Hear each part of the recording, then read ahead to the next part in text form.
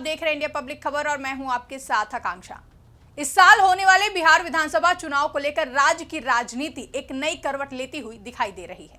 पिछले कुछ समय से मुख्यमंत्री नीतीश कुमार एक अजीब सी चुप्पी साधे हुए हैं और उनकी इस चुप्पी का राजनीतिक गलियारों में अलग अलग मतलब निकाले जा रहे हैं। कहा तो ये तक जा रहा है कि सीएम नीतीश कुमार चुनाव से पहले या फिर चुनाव के बाद एक बार फिर से पलटी मार सकते हैं। कुल मिलाकर सीएम नीतीश कुमार की हर मुद्दे पर यह चुप्पी और बिहार में जैसे जैसे विधानसभा चुनाव नजदीक आ रहे हैं वैसे वैसे ही सियासी सरगर्मियां भी बढ़ती जा रही हैं। एनडीए हो या फिर इंडिया गठबंधन, दोनों ही ओर से अपने पाले को मजबूत करने की पुरजोर कोशिश हो रही है और इस पूरी सियासत के धुरी बिहार के मुख्यमंत्री नीतीश कुमार हैं, जिनके पाला बदल के अटकलें हर चुनाव से पहले लगाई जाती हैं। अगर हाल के दिनों का राजनीतिक घटनाक्रम देखें तो साफ है कि चुनाव में सीएम नीतीश कुमार की भूमिका अहम रहने वाली है। वहीं आरजेडी सुप्रीमो लालू प्रसाद यादव ने सीएम नीतीश कुमार को इंडिया गठबंधन में आने का ऑफर दिया था। यही नहीं, उन्होंने तो नीतीश बाबू को माफ करने की बात तक कह डाली थी। सबसे पहले आपको बता देते हैं कि आखिर आरजेडी सुप्रीमो लालू प्रसाद यादव ने क्या कहा था। तो मीडिया से बात करते हुए लालू प्रसाद यादव ने बयान दिया कि हमारा तो दरवाजा खुला हुआ है, नीतीश कुमार का भी दरवाजा खुला रहना चाहिए। मुख्यमंत्री हैं, उनको भी दरवाजा खोल कर रखना चाहिए। साथ ही कहा कि नीतीश आते हैं तो हम क्यों नहीं वापस लेंगे, रहें साथ काम करें, सारी गलतियां माफ कर देंगे, माफ करना ही हमारा फर्ज है। एक और जहां लालू यादव ने सीएम नीतीश कुमार के लिए आरजेडी के दरवाजे खुले होने की बात कही, तो वहीं इसके बाद लालू यादव के बेटे और बिहार के पूर्व डिप्टी सीएम तेजस्वी यादव ने सीएम नीतीश कुमार को सत्ता से बेदखल करने का दावा कर दिया। इन दोनों ही बयानों से आरजेडी के भीतर के असमंजस खुलेआम सामने आ गई है। हालांकि लालू प्रसाद के ऑफर पर भी तेजस्वी यादव ने सफाई देते हुए कहा कि उन्होंने ये बयान सिर्फ मीडिया को शांत करने के लिए दिया था। अब बिहार में आरजेडी मुखिया लालू प्रसाद यादव और नेता तेजस्वी यादव के विरोधाभासी बयानों से सत्ताधारी गठबंधन को निशाना साधने का मौका मिल गया, जिसे लेकर केंद्रीय मंत्री ललन सिंह ने साफ कह दिया कि मुख्यमंत्री नीतीश कुमार एनडीए में है, एनडीए में ही रहेंगे। साथ ही उन्होंने लालू यादव पर भी निशाना साधा। उधर बीजेपी ने तो लालू यादव के बयान को आरजेडी की कमजोरी भी बता दिया।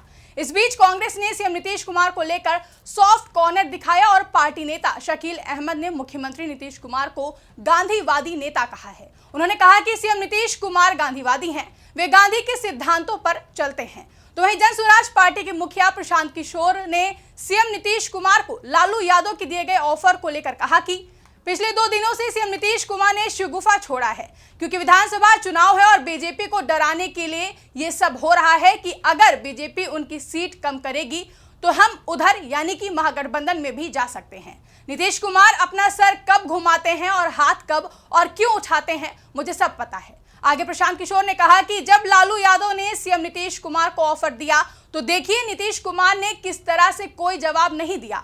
सीएम नीतीश कुमार अगर लालू यादव का ऑफर स्वीकार कर लेते या मना कर देते तो बात कुछ और होती, लेकिन उन्होंने कोई जवाब नहीं दिया, मामले को लटका कर रखा, क्योंकि वो बीजेपी से विधानसभा चुनाव में ज्यादा से ज्यादा सीट लेना चाहते हैं। प्रशांत किशोर यही नहीं रुके, आगे उन्होंने कहा कि लालू यादव के ऑफर का जवाब नहीं देकर नीतीश कुमार बीजेपी पर दबाव बना रहे हैं। नीतीश कुमार के पास 43 विधायक हैं और उनकी चिंता यह है कि बीजेपी से करीब 100 सीट कैसे ली जाए। नीतीश कुमार को बीजेपी से ज्यादा सीट लड़ने के लिए जीवन में नहीं मिलेंगी। 2020 में मैंने नेगोशिएट किया था तो बीजेपी और नीतीश कुमार बराबर सीट पर लोकसभा चुनाव लड़े थे। नीतीश कुमार बीजेपी के बराबर की सीट लड़ने के लिए नाक रगड़ रहे हैं, वो उल जुलूल बोल रहे हैं। विधानसभा में जो उन्होंने बोला उससे उन्होंने पूरे समाज को शर्मसार किया। नीतीश कुमार के ऊपर अब उम्र का असर दिख रहा है, उनको आज भी मुख्यमंत्री बनने की महत्वाकांक्षा है। साथ ही इस दौरान जनसुराज के मुखिया प्रशांत किशोर ने लालू यादव के सीएम नीतीश कुमार को वापसी का ऑफर देने के पीछे का मकसद भी क्लियर करते हुए कहा कि मुख्यमंत्री नीतीश कुमार की राजनीति का अंतिम दौर चल रहा है और इसीलिए वो चाहते हैं कि जितना लंबा समय काट लिया जाए अच्छा है। लालू प्रसाद भी जानते हैं कि अगर नीतीश कुमार उनके पास नहीं रहेंगे तो वो लोग चुनाव हार जाएंगे। नीतीश कुमार लालू यादव के साथ केवल एक ही चुनाव लड़े थे, जो मैंने 2015 में लड़वाया था। नीतीश कुमार अपने दम पर लालू यादव के साथ चुनाव लड़ ही नहीं सकते हैं। वो बीजेपी के साथ ही केवल चुनाव लड़ सकते हैं क्योंकि उन्हें बीजेपी के कैडर और संगठन का फायदा मिलता है। नीतीश कुमार इतने बेवकूफ नहीं है कि लालू यादव के साथ मिलकर चुनाव लड़ेंगे। एक और जहां प्रशांत किशोर ने लालू प्रसाद यादव के सीएम नीतीश कुमार के लिए दिए गए ऑफर के पीछे का मोटिव बताया, तो वहीं अब सवाल ये उठता है कि आखिर मुख्यमंत्री नीतीश कुमार को लेकर आरजेडी के मन में चल क्या रहा है। एक तरफ लालू यादव हो या इससे पहले भी आरजेडी की कई नेताओं की तरफ से दिए गए बयान से समझा जा सकता है कि आरजेडी की तरफ से सीएम नीतीश कुमार को अपने पाले में लाने की कोशिश की जा रही है और दूसरी ओर सत्ता से बेदखल करने के दावे भी किए जा रहे हैं। आरजेडी नेता तेजस्वी यादव तो साफ साफ कह चुके हैं कि सीएम नीतीश कुमार के लिए अब आरजेडी के दरवाजे बंद हो चुके हैं, तो वहीं दूसरी ओर आरजेडी सुप्रीमो लालू प्रसाद यादव कह रहे हैं कि आरजेडी के दरवाजे आज भी सीएम नीतीश कुमार के लिए खुले हुए हैं। साफ है कि आरजेडी और बीजेपी दोनों ही दलों को पता है कि बिहार में बगैर सीएम नीतीश कुमार के सत्ता की कुर्सी पर बैठना मुमकिन नहीं है। जिस तरफ जेडीयू जुड़ जाएगी, सत्ता के समीकरण भी उसी ओर बैठ जाएंगे।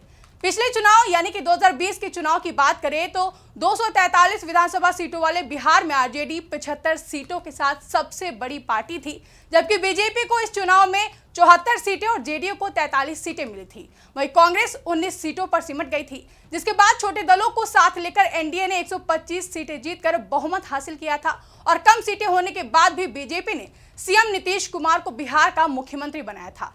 इसी तरह 2015 के चुनाव में जब सीएम नीतीश कुमार आरजेडी के साथ थे, तब महागठबंधन को जीत मिली थी। तब भी मुख्यमंत्री पद की जिम्मेदारी नीतीश कुमार को ही दी गई थी और डिप्टी सीएम तेजस्वी यादव को बनाया गया था। हालांकि 2017 में जेडीयू महागठबंधन से अलग हो गई थी और मुख्यमंत्री नीतीश कुमार ने बीजेपी के साथ मिलकर सरकार बना ली थी। तो वहीं पिछले नतीजों से भी साफ है कि जिसके साथ सीएम नीतीश कुमार होते हैं, बिहार में उसी की सरकार बनती है। इसीलिए बीजेपी और आरजेडी दोनों ही दलों ने जेडीयू की कम सीटें होने के बाद भी दोनों ही बार सीएम नीतीश कुमार को ही सूबे का मुख्यमंत्री बनाया।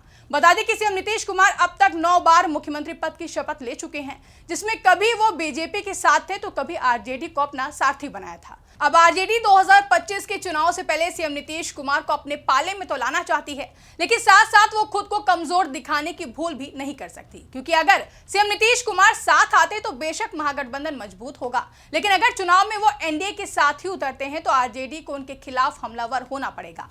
वहीं एनडीए के नेता साफ कर चुके हैं कि ये चुनाव सीएम नीतीश कुमार की अगुवाई में ही लड़ा जाएगा। ऐसे में विपक्ष को सीधे तौर पर मुख्यमंत्री को टारगेट करना है। अब आरजेडी भले ही कुछ भी चाहे, लेकिन इस खेल के असल खिलाड़ी तो सीएम नीतीश कुमार ही हैं। बीते दिन भी जब सीएम नीतीश कुमार से लालू यादव के ऑफर के बारे में सवाल पूछा गया तो वो सिर्फ मुस्कुरा कर चले गए और खामोश रहे। साथ ही राज्यपाल आरिफ मोहम्मद खान के शपथ ग्रहण के दौरान नेता प्रतिपक्ष तेजस्वी यादव और मुख्यमंत्री नीतीश कुमार दोनों एक दूसरे से मिले। इस दौरान तेजस्वी यादव मुस्कुराते हुए हाथ जोड़े खड़े दिखे और वहीं सीएम नीतीश कुमार उनके कंधे पर हाथ रखकर आशीर्वाद देते हुए नजर आए।